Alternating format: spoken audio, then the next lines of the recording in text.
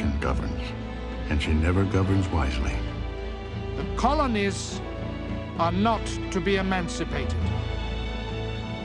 All men are created equal, victory or death.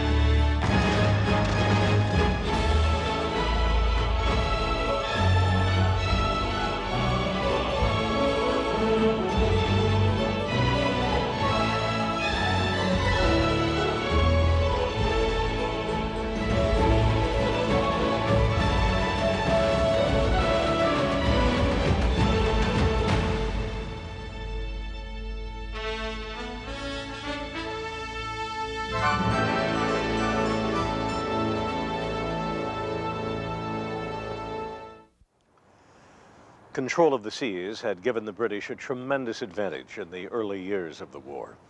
If a British army on the coast were in trouble, the British Navy could sail in and whisk that army away. But with France as America's ally, Washington could now contemplate what control of the seas might mean for the American cause. And at Yorktown, he and his French partners would exploit French sea power with tremendous success.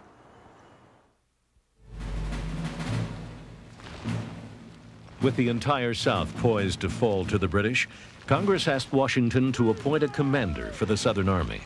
Washington turned for help to the man who had been the most reliable and important officer in all his campaigns. That was Rhode Island General Nathaniel Greene, a former Quaker. He was an unusual general. He had a bum leg, walked with a limp, but what a bright guy he was. He had really completely absorbed Washington's strategy of an army that looked the enemy in the face. And none in Greene's Southern Army could look the enemy in the face with more courage than the Virginia frontiersman known as the Old Wagoner, newly appointed Brigadier General Daniel Morgan. People described him as very muscular. They described him as a giant of a man, very physical.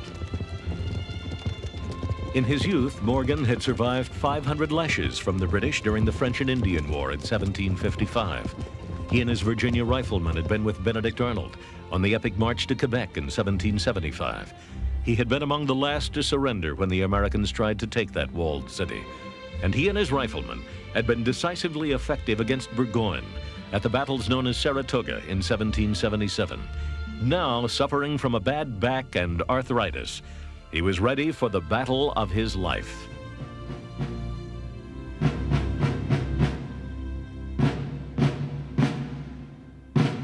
It's only a little battle in many ways. There was really no more than about 3,000 men total, on both sides. But what an impact this had on the war. In early January of 1781, Morgan received a message in the field from Nathaniel Greene. Colonel Tarleton is said to be on his way to pay you a visit. I doubt not, but he will have a decent reception and a proper dismission. General Nathaniel Greene. This is the spot where Morgan decided to fight. An open area known as the cow pens, because cows had been corralled here before driving them to market. With the broad river to Morgan's back, Tarleton had but one avenue of attack, and the Old Wagoner had no chance of retreat. Morgan, in a number of conversations and letters to friends, had expressed a desire to have a crack at Tarleton, to get at Tarleton. He saw Tarleton as his counterpart in the British Southern Army and recognized the value of trying to destroy the Tory Legion. The butcher Tarleton was pleased when he learned of his enemy's position. It is certainly as good a place for action as Lieutenant Colonel Tarleton could desire. America does not produce any more suitable to the nature of the troops under his command. Bannister Tarleton.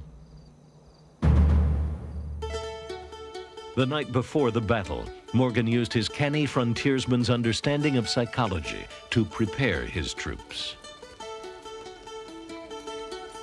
He went among the volunteers, helped them fix their swords, joked with them about their sweethearts, told them to be in good spirits and the day would be ours.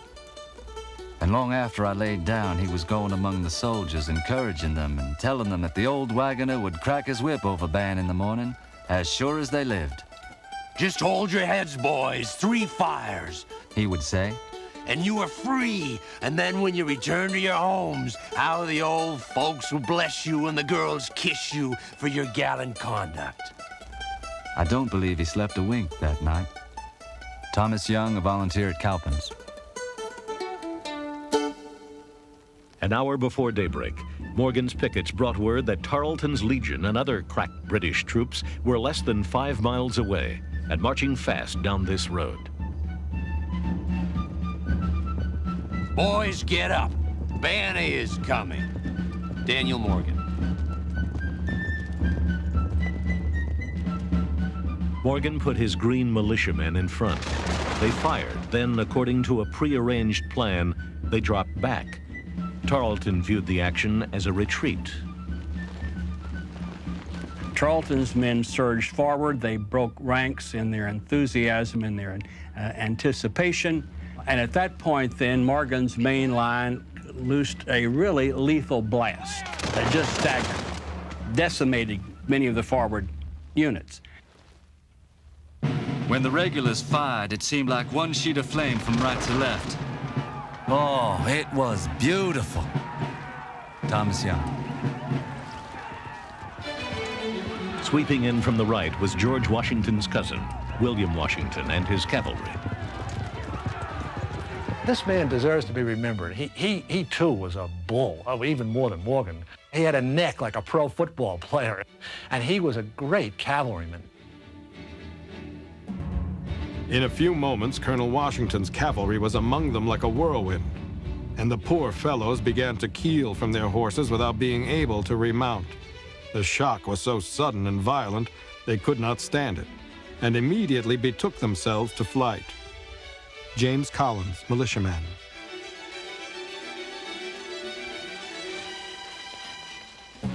Morgan's militia and Continental regulars had been attacked and now began to regroup.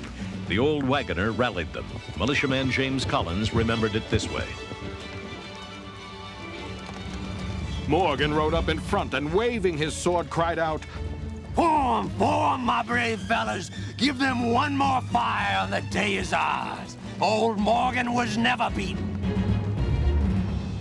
And Morgan said, charge! And they lowered their bayonets, and they charged from that side, and William Washington and his 120 cavalrymen hit the British from the other side, and the whole British army evaporated. Half of them threw down their guns and begged for mercy. The other half just started legging it down the road, and this battle turned the whole revolution around in the state of South Carolina, and it destroyed the cream of Tarleton's Legion, which meant that the British Army no longer could make these lightning strikes. In less than an hour of fighting, 110 of Tarleton's Legion and supporting British forces were killed.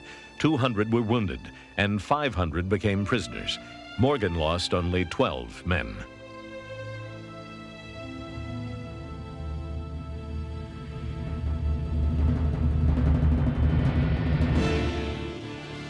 Cornwallis lost what he called the eyes and ears of his army, Tarleton's Legion. He then surged forward in a vain effort to destroy Morgan's unit that was obviously much smaller than his main army.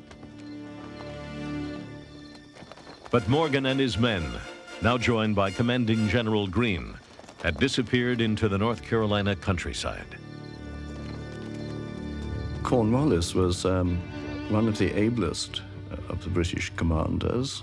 He was vigorous, aggressive, sanguine, but ultimately, I'm afraid, there was a misjudgment. He was lured into pursuing Greene across North Carolina, back from river to river, and of course losing men on the way.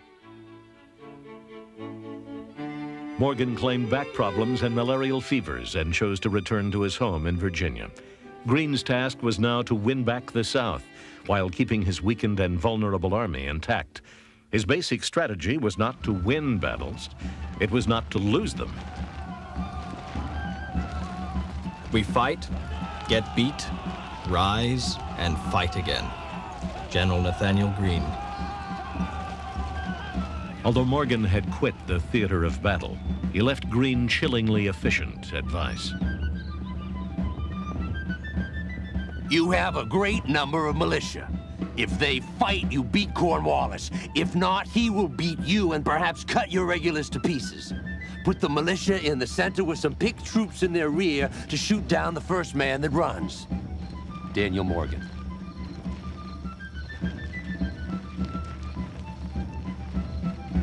When Greene's army met Cornwallis at this site at the Battle of Guilford Courthouse, his line of militia did flee.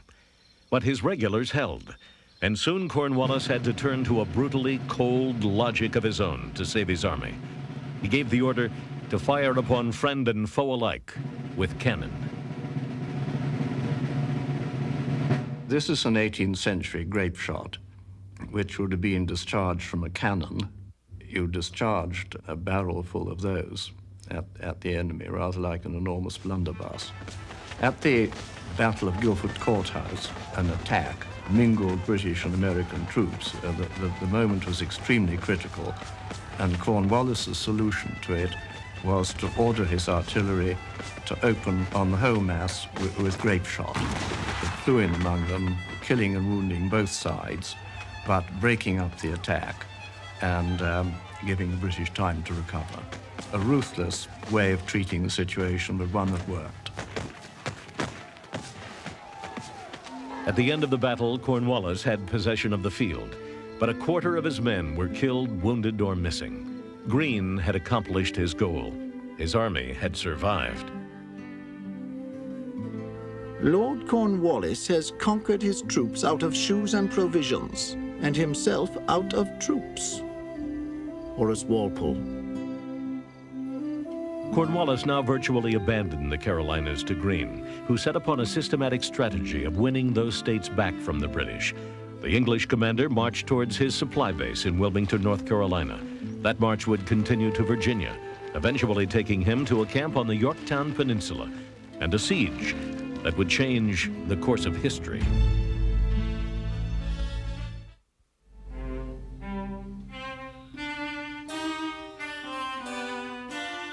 French General Comte de Rochambeau was not impressed with his allies when he sailed into Newport, Rhode Island, with over 5,000 French troops in July of 1780.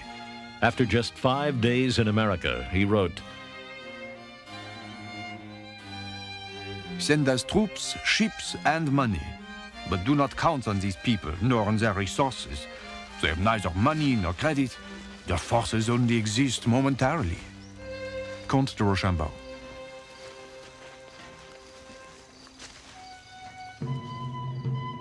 In spite of heroic efforts by financier Robert Morris, the American cause was on the verge of economic collapse. In a country that would not have its first bank until 1781, the citizens put little faith in continental dollars backed by the promises of Congress. In the spring of 1781, Washington knew how desperate his situation was. If France delays timely aid now, it will avail us nothing if she attempts it hereafter. We are at the end of our tether, and now or never, our deliverance must come. George Washington, late spring, 1781. Times were desperate for France, too. She had been financing her own participation in the war and also providing the Americans with huge sums of money. they couldn't pay the debts stemming from their participation in the American Revolution, which cost over £1 billion French pounds and the equivalent of several years' worth of total income of the French monarchy. In fact, the French government was approaching bankruptcy, and 1781 was the last roll of the dice.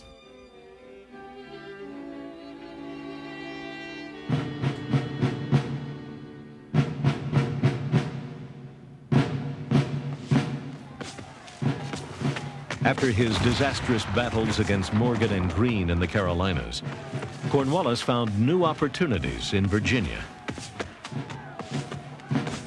Virginia was practically defenseless. They had lost their enthusiasm for the war in many respects.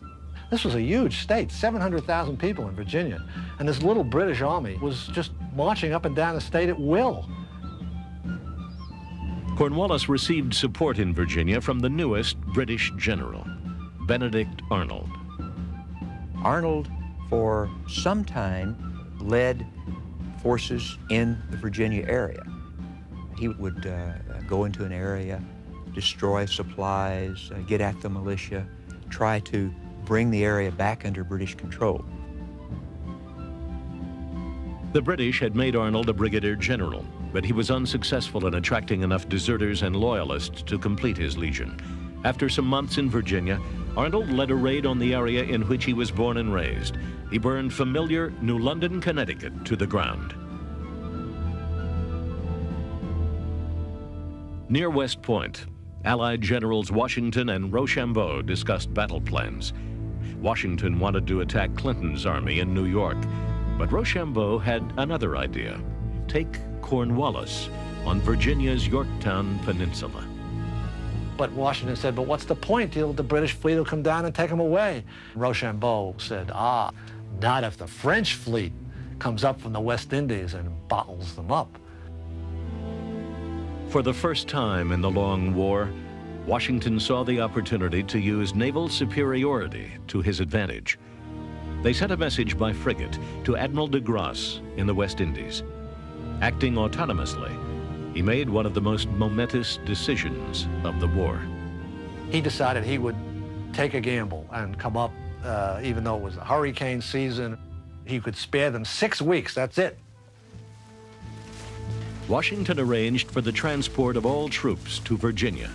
He tricked Clinton into believing the Allies were heading towards his forces in New York, thus rendering him and his huge army inactive. In South Carolina, Nathaniel Greene could take great satisfaction when he learned Washington was coming to Virginia for Cornwallis. We have been beating the bush, and the general has come to catch the bird. Nathaniel Greene. Not far from the Yorktown Peninsula, de Grasse met a British fleet on the open ocean off Chesapeake Bay in the battle that won for the Allies their needed naval superiority. Washington marched down to Virginia, and bingo, the French fleet showed up, and they had Cornwallis in this beautiful little box at the end of the peninsula. I caught sight of General Washington waving his hat at me with demonstrative gestures of the greatest joy. When I rode up to him, he explained that he had just received a dispatch informing him that de Grasse had arrived. Comte de Rochambeau.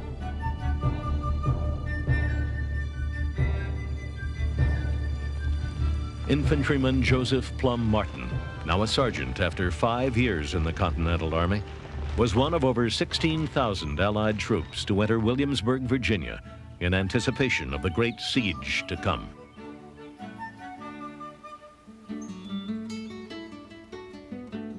We prepared to move down and pay our old acquaintance, the British at Yorktown, a visit. I doubt not, but their wish was not to have so many of us come at once, as their accommodations were rather scanty. They thought the fewer the better the cheer. We thought the more the merrier. Joseph Plum Martin.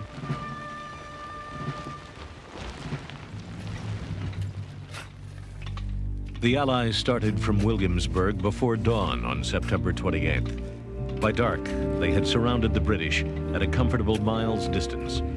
52 gigantic French siege guns would be devastatingly effective at that range. On the 10th of October, the Allies opened fire.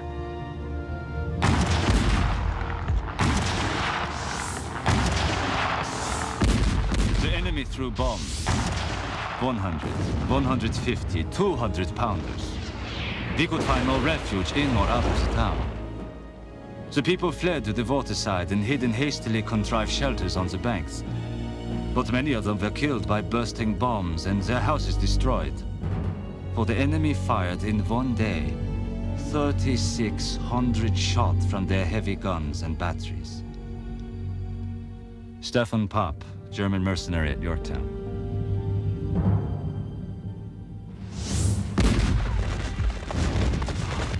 On the night of October 14th, the Allies assaulted two strategic British redoubts. Alexander Hamilton, who had been Washington's secretary and trusted aide, commanded one of the attacking parties. Joseph Plum Martin was with him. We were now in a place where many of our large shells had burst in the ground, making holes sufficient to bury an ox in. A man at my side received a ball in his head and fell under my feet, crying out bitterly. The fort was taken and all quiet in a very short time. Joseph Plum Martin. With the capture of the two redoubts, the Allies moved to within 300 yards of the main British encampments. Cornwallis knew the end had come. Every American and French gun was blasting away at the British fortifications, and suddenly, up on top of one of the British parapets mounted a little drummer boy, and he started beating on his drum. And then suddenly, beside the little drummer boy stood a British officer waving a white flag. And they climbed down from the parapet, and they started walking across the battlefield towards the American lines, the little guy still beating his drum. And suddenly, there was total silence on the battlefield as every cannon fell silent, and everyone knew that it was the beginning of the end. I never heard a drum equal to it. The most delightful music to us all. Ebenezer Denny. Then Cornwallis had his letter of surrender delivered to Washington. I propose a cessation of hostilities for 24 hours to settle terms for the surrender of the posts of York and Gloucester. I have the honor to be, sir, your most obedient and most humble servant, Cornwallis.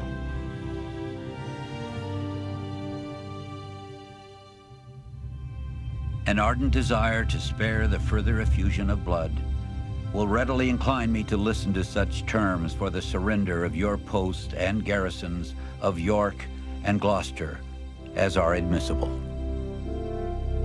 George Washington.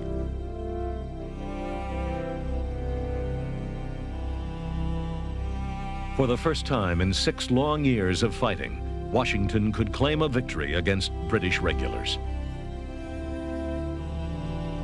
Cornwallis did not appear at the surrender. His representative, General O'Hara, tried to present his sword to Rochambeau. The French general declined, indicating that Washington was the commander-in-chief. But Washington declined the sword as well, and had his representative, Benjamin Lincoln, who had surrendered the American army at Charleston, accept the enemy's weapon. Yorktown was the greatest British disaster of the war. The surrender was a most humiliating, of course, a bitter experience for troops who had fought under the colors of their regiments and had to surrender them. They could hardly believe that it was happening to them. They played a tune of the day, the world turned upside down as they marched out. The mortification and unfeigned sorrow of the soldiers will never fade from my memory. Some went so far as to shed tears, while one man, a corporal who stood near me, embraced his firelock and then threw it on the ground, exclaiming, "May you never get so good a master again." Captain Samuel Graham, British Highlander.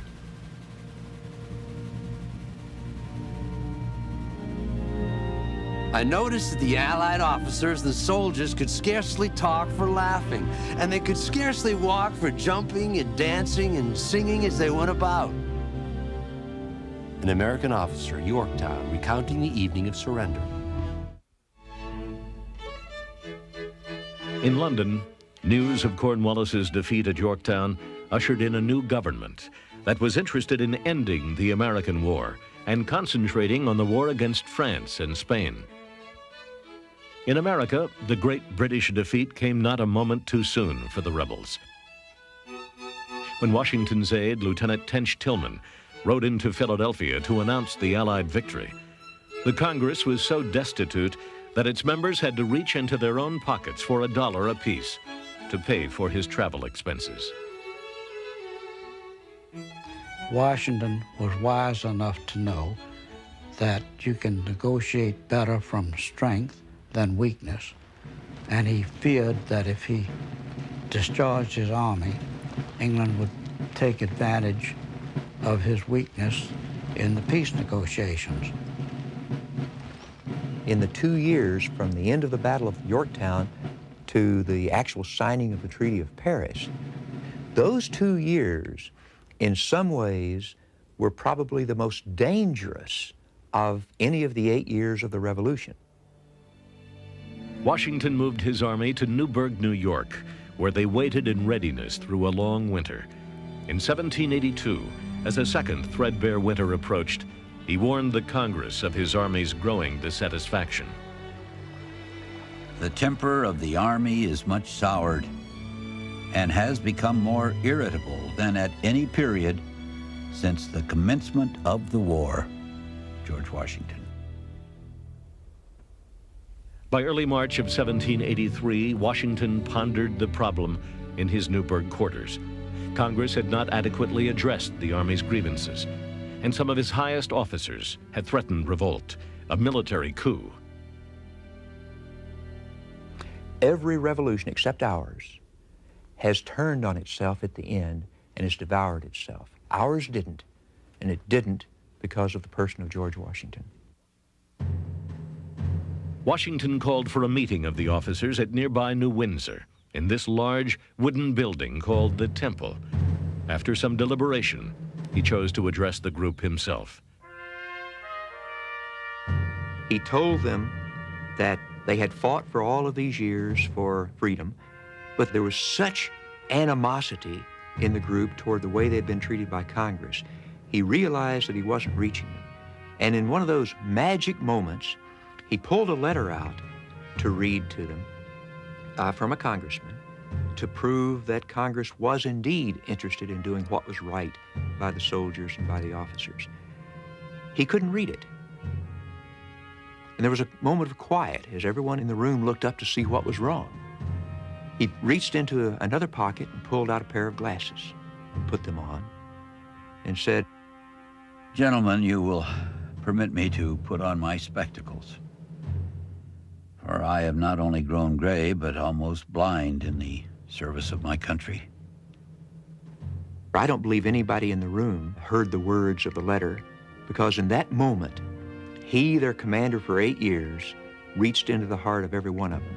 And witnesses say there was not a dry eye in the room. Washington realized that. He finished reading the letter, folded it up, put it in his pocket, and walked out. From that moment on, there was no longer any thought of the Army rebelling against the Congress. And probably in that moment, in that one moment, Washington had saved the American Revolution.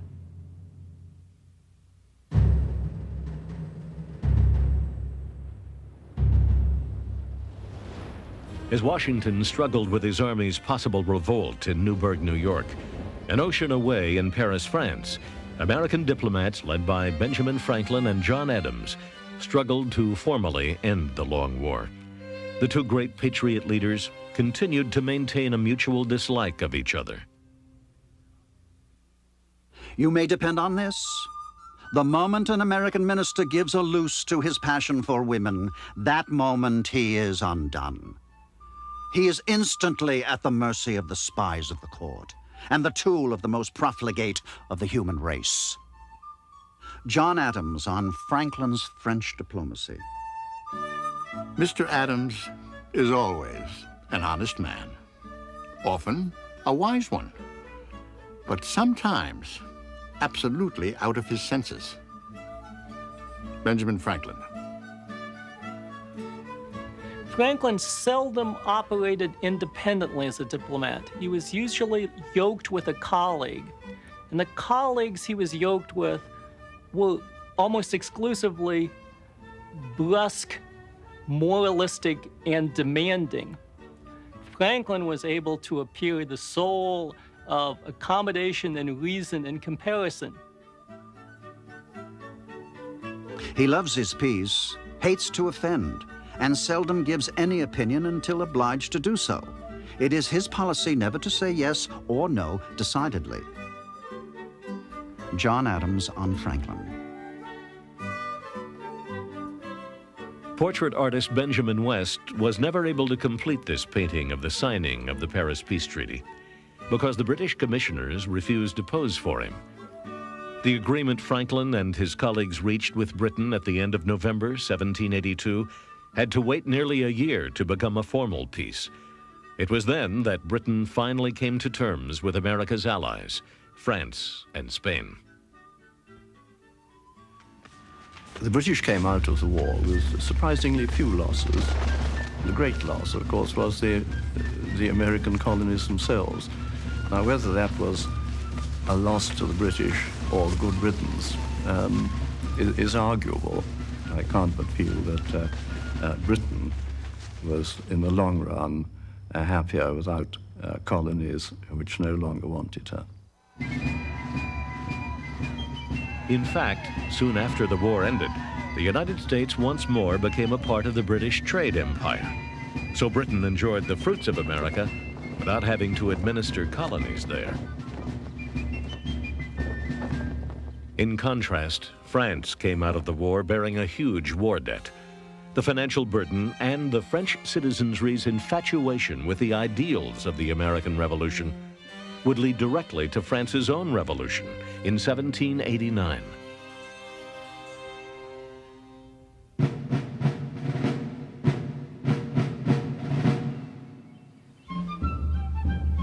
In front of the Temple in New Windsor, the Continental Army heard the news that the fighting with Great Britain had come to an end. The date was April 19th, 1783, exactly 8 years to the day since the first shots of the war were fired at Lexington and Concord.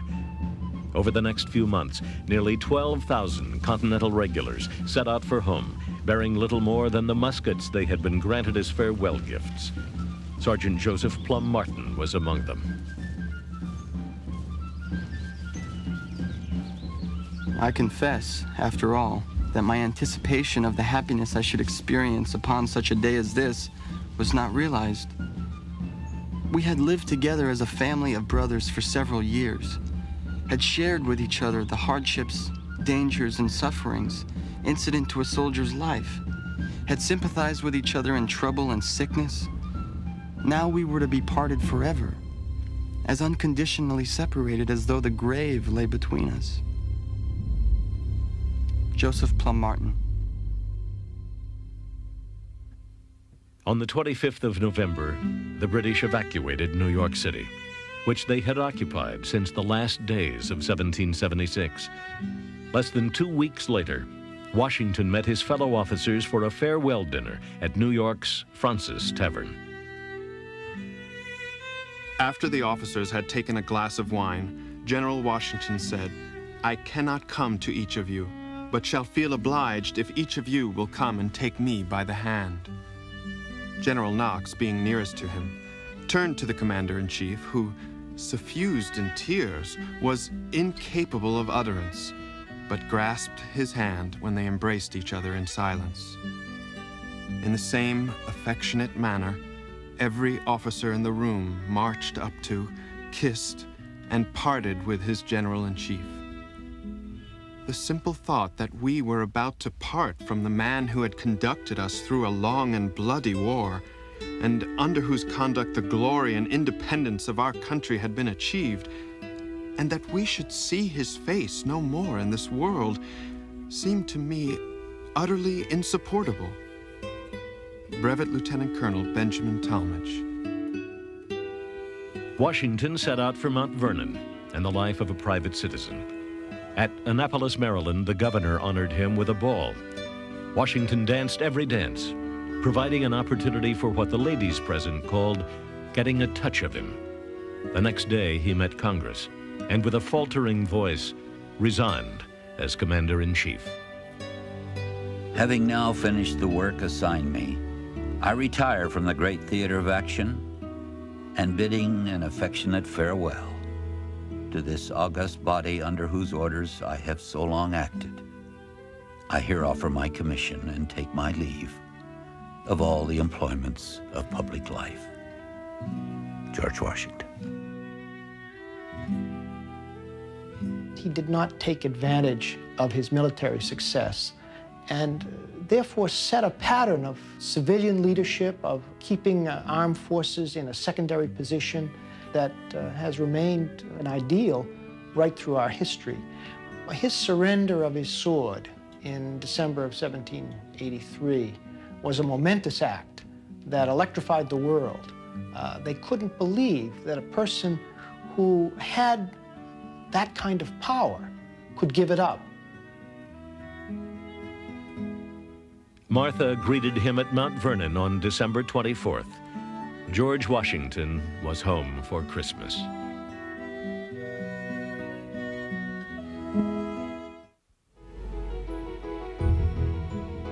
Benjamin Franklin did not rush home after the Treaty of Paris was signed in September of 1783. Instead, the old diplomat spent an additional 2 years in France, where he had achieved nearly godlike stature. Now in his late 70s, he became enamored with hot air ballooning. There, he received the first letter carried by hot air balloon across the English Channel. Finally, he resolved to return to America. He met his estranged loyalist son, William, at Southampton, England, but their differences still remained unreconciled. He sailed on to America. When Franklin landed in Philadelphia in late summer '85, he was enthusiastically received by the population. All of Philadelphia was in the streets. Sally, his daughter, was waiting for him in front of her doorstep, surrounded by her children. Within a month of his return, he was elected president of Pennsylvania. 2 years later, he became the host for delegates who had come to his Philadelphia to attend one of the most influential meetings in history, the Constitutional Convention.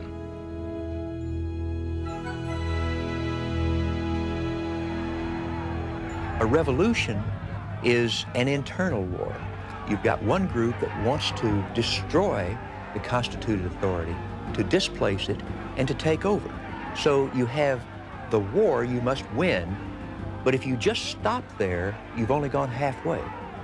You've torn down the old, but you haven't completed the revolution until you build up the new. Only in the United States did we have a successful revolution, the war of the revolution, and a successful building of a new nation.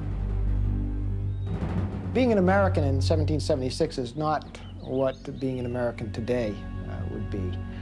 When people talked about their country, my country, they meant their state. Jefferson meant Virginia, John Adams meant Massachusetts. They talked about being Americans, but they did it the way an Englishman or a Frenchman today might talk about, I'm a European. Those Americans in 1777 created an agreement called the Articles of Confederation. In 1781, the separate states ratified the Articles and became the United States of America.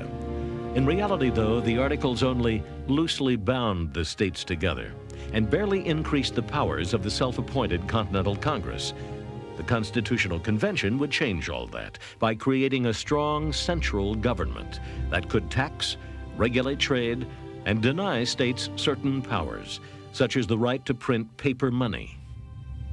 If anyone in 1776, a decade earlier, had proposed such a strong, distant national government, he would have been laughed off the continent.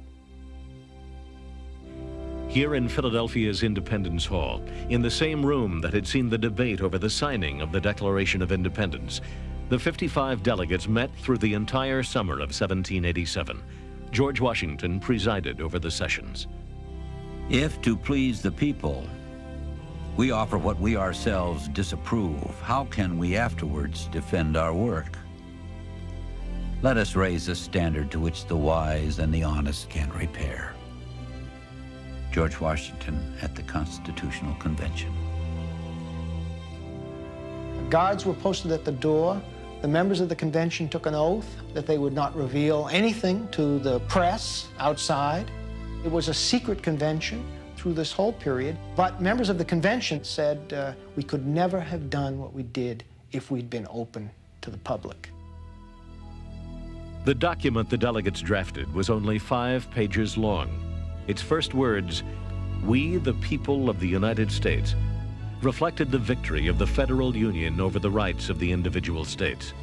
Virginia's James Madison and younger colleagues drove the proceedings forward, but it was the very presence of the convention's president, George Washington, that shaped much of the document's content.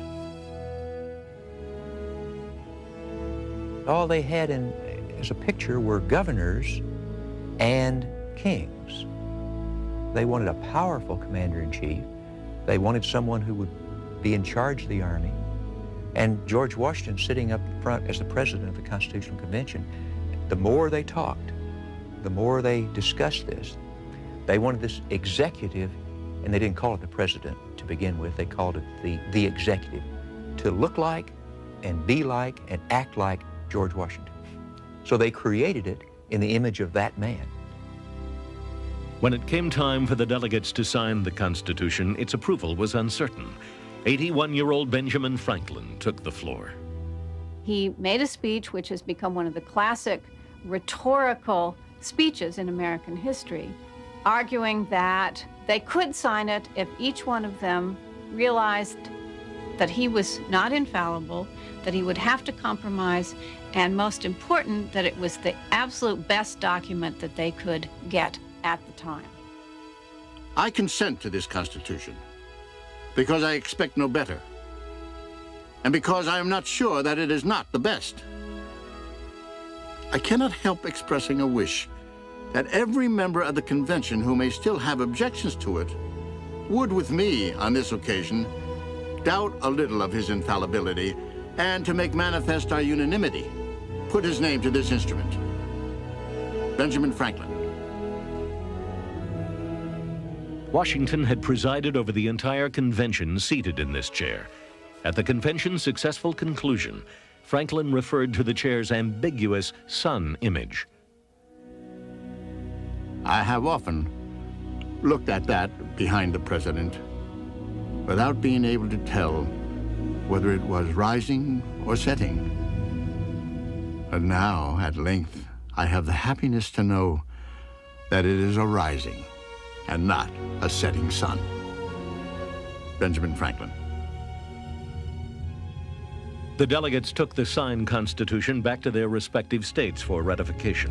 The radical document prompted often fiery debate, but by May of 1790, 2.5 years after the close of the Constitutional Convention, all 13 of the original colonies had accepted the new Constitution of the United States of America. Washington's greatest contribution to the founding of the country, to the establishment of the country after the war, came in turning our Constitution into reality. The day that he took the oath as president, the day that our new nation came into existence under the Constitution, the entire executive body of the government consisted of 2 people, the president, Washington, and the vice president, John Adams. My movements to the chair of government will be accompanied by feelings not unlike those of a culprit who is going to his place of execution. George Washington, upon being elected president.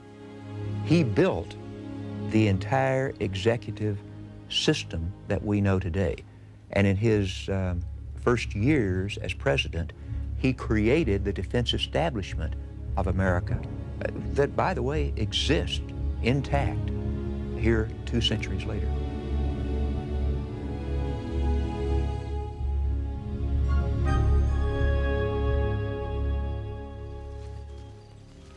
At the war's end, after 7 years in the Continental Army, Joseph Plum Martin headed towards the Maine frontier. There he married, raised 5 children, and at age 70, wrote his memoirs of life in the Continental Army. He died just after his 90th birthday. Over 25,000 of the American soldiers who fought with him died in the Revolutionary War. Less than half the number of American soldiers that died in the undeclared Vietnam War. King George III ruled Britain for 60 years. He was a popular king. But late in life, a hereditary disease overwhelmed him, and George spent his last decade as a blind, deaf madman. France's revolution, inspired by the American Revolution, began in 1789.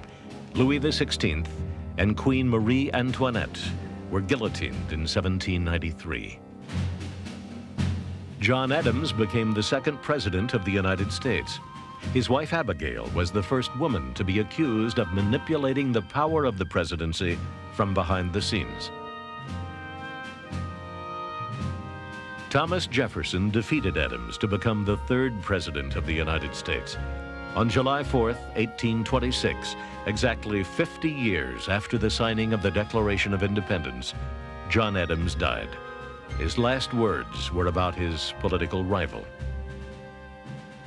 Thomas Jefferson still survives. Adams was wrong. Jefferson had died 2 hours earlier, on that same July 4th. Benjamin Franklin served as the head of the Pennsylvania Abolitionist Society. When he died, 20,000 attended his funeral in Philadelphia. It was the largest such ceremony America had ever seen. But his bitterness towards his loyalist son, William, extended beyond the grave through his will. The part he acted against me in the late war, which is of public notoriety, will account for my leaving him no more of an estate than he endeavored to deprive me of. Benjamin Franklin. Benedict Arnold and his wife Peggy Shippen moved to London after the war. He was never accepted in British society and died deeply in debt. In this little church in a poor section of London, he and Peggy are buried. Their bodies lie behind this wall in a community vault. George Washington became the first president of the United States of America in 1789. He served for 2 terms, then voluntarily gave up power, setting a precedent that lasted until the 1940s. George III couldn't fathom Washington's decision to step down as president. Washington, who died before Martha, made a provision to free his many slaves upon her death. At age 67, he lay upon his deathbed, weakened by illness and the loss of blood caused by mistaken medical procedures. Just hours before his death, he knew the end was near. Doctor, I die hard. But I'm not afraid to go. I feel myself going. I thank you for your attention. You'd better not take any more trouble about me.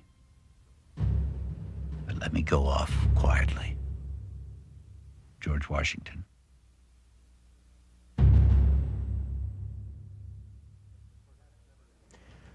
Perhaps never in history did such a small group of leaders leave a more influential legacy. The American ideals of freedom and equality became beacons of hope and reasons for revolt to the oppressed of an entire world. The United States Constitution is still the undisputed law of the most powerful nation on earth. And the question about our experiment in self-government that Benjamin Franklin posed in this room during the Constitutional Convention is as intriguing today as it was 200 years ago. He answered it for his generation. Now it's our turn to ponder it. Is it a rising sun or a setting sun.